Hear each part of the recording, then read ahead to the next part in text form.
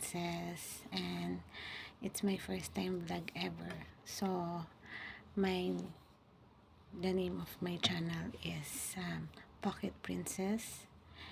Bakit Pocket Princess? Kasi pocket is small, so obviously maliit akong tao na nakatira here sa Netherlands, na nakasurround sa akin ay matangkad na tao.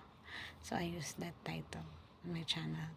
So, but by the way, create ko tong channel ko kasi gusto kong makatulong sa kapwa nating Pilipino na kung may balak na pumunta dito sa Netherlands, nakasama yung anak nila, minor nilang anak. Actually, kasama ko yung daughter ko na makarating dito. So, maraming nagtatanong sa akin kung paano, kung ano yung ginawa kong process.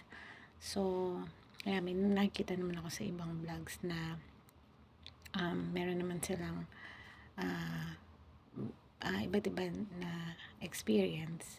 So, gusto ko lang i-share sa inyo yung experience kung paano kami nakarating dito ng anak ko.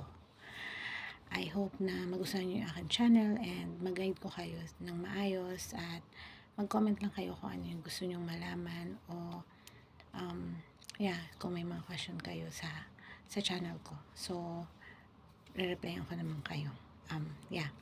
So, please like and subscribe my channel, and see you on my next vlog.